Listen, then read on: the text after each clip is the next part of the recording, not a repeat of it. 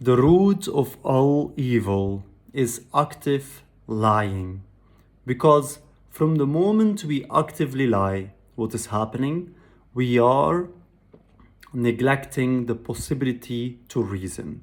We are avoiding reasoning. And if we cannot reason, then we are left in a reality of fight or die, being oppressed or being the oppressor, being the master or being the slave. And so active lying, going against reasoning, that is the biggest violent act against all of humanity and consciousness. But what is even the biggest lie? The biggest active lie is about our shared interconnectedness. Why? Because only and alone or shared interconnectedness, that is the only information that possibly can cause us to understand why not to actively lie anymore, why not to fight, why not to harm. Why? Because if we understand we eternally are coming back, shaped by your actions' ripple impacts, without a memory of past life experiences. And by that, we are reset with a complete fresh memory, cyclus-based in all life forms, what means insects, bacteria, insects, animals, back reasoners, physical or digital humans, and all the other life forms in between, only and alone then. Once we understand you are me and I am you, and all of us are simultaneously instances of ourselves, the same way in our dream space. Everyone is us. We only realize that we all were one once we exited that dream space.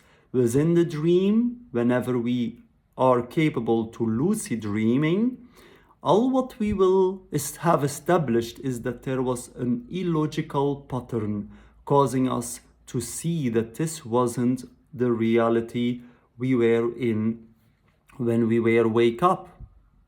And so then we will maybe start pinching our finger and start realizing we didn't felt any pain.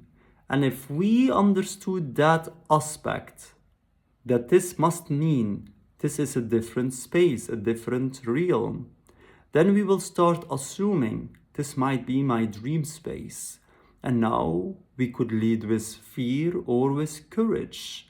And if we lead with courage, we can test out few things we didn't dare to do here in this reality. And by that, reasoning has dictated that there is already 1% more probability that this reality here could also be the same. And a belief means we are still having established a belief based on reasoning. Logical consistency is how we build reasoning. We are building reasoning based on logical consistency. And a belief must be built on logical consistency. Once we stray away from it, once we are saying, no, I am not accepting your more reasoned argumentation, at that second, what are we doing? We are turning belief that requires our brains evolving or brain's understanding to be backing it, even if there is not yet any facts that we can bring up because we lack the proof, the physical proof for those claims.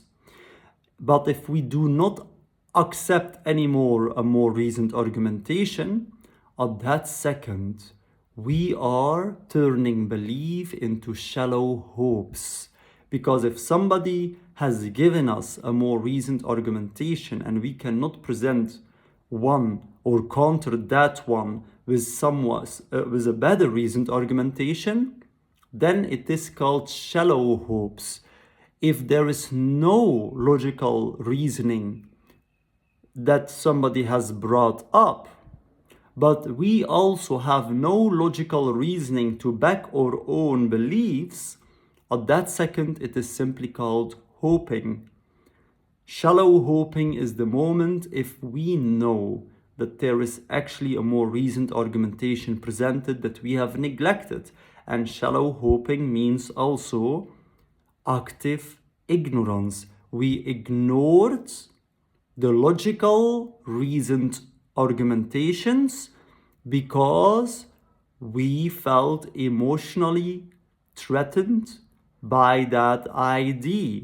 It could cause us to be judged, or it could cause us to eventually have to face our own fears. And so by that, the biggest lie we can commit is the hiding of our interconnectedness. Because once we hide this crucial information, then everything that is left behind, the only thing that is left behind will be fight, will be protecting this current ego. We will not have any logical reasoning on why to not lie, why to not harm when we can get away with it, why to not abuse the weaker, like consuming animals for luxury consumption when it's legal to do. Why should we not do it? The only reason we will not do it is, and truly not do it, just from ourselves, without expecting that others must adjust, but just present our own reasoning on why we strongly advise of not to do it, is simply because we understood we are eternally coming back.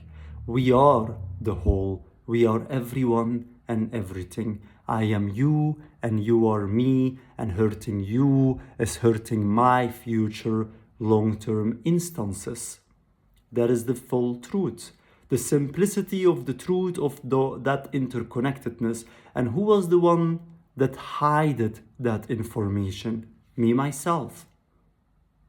I am the sinner. I was the one that actively have hidden that information in my past lives. Today, I merely can remember. I cannot even remember it at all, as I have a fresh memory. And if I am you, what does it mean? And you are me, then it means also your same lie was that same interconnectedness. And if we are the whole and everything and everyone is us, then everyone with us today hid this information in our past lives, all intentionally. Today, we only have seen what our own lie has caused. And the after effect, that is not something we want to see repeating all over again. We will start, as we have seen, lying, twisting, deceiving, disconnecting, dehumanizing, and then from there, violence, wars, death is the result. If we want to change that, let's be the generation of true change. Let's act with integrity. Let's remember to never lie. Never lie against reason. Truth of reasoning above all. Nothing can ever overplace it. Nothing. And if that means we are going to starve from starvation, so be it. So be it. If it means we are going to be abandoned in this current state, so be it. If it means we are going to be mocked, so be it. If it means we are going to be attacked, so be it. If it means we are going to lose everything we ever had in this current state, so be it. I love you. And for all clarity, everything you see behind me, that's not owned by me, this house. I am renting it. About $500 a month. 18,000 baht, so 1830. I am expressing it in more detail because I know how my English could be misunderstood, as I am not mastering this language, but I choose to speak in the English language, as the world has to come to some way of an understanding. And let's use one language. The rest of my money is used to share the ripple of truth. That's what I'm doing. And I am not a millionaire. I am, as of today, sitting around $14,000, $15,000 or euros, something like that, as the last funds.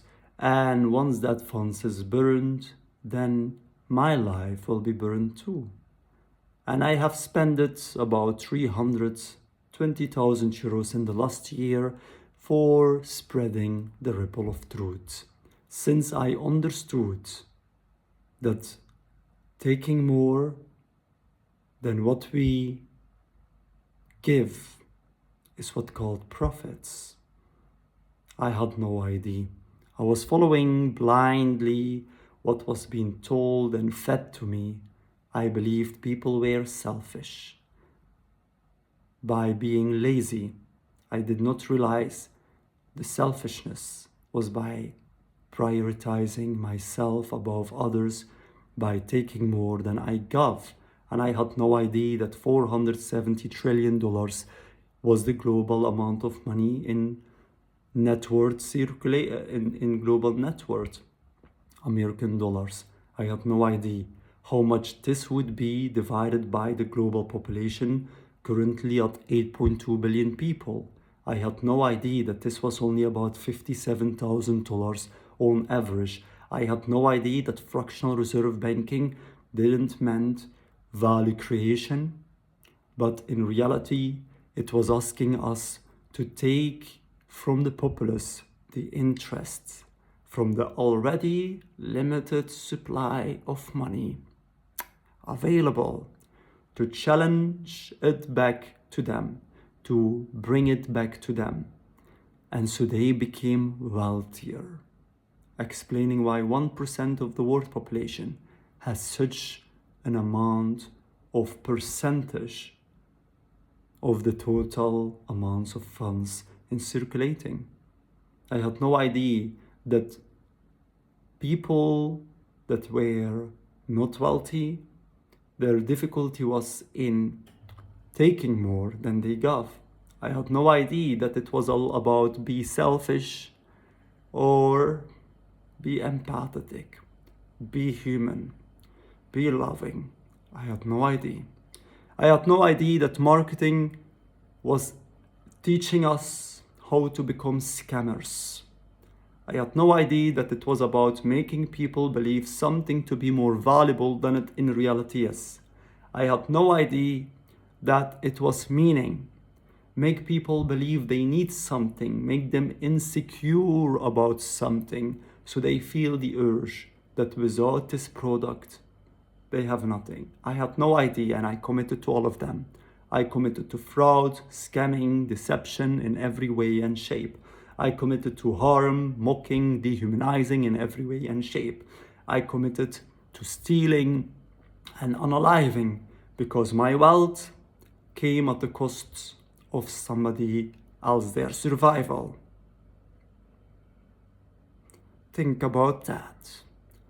The 25,000 people, over 25,000 people that every day starving from starvation, it's not a coincidence.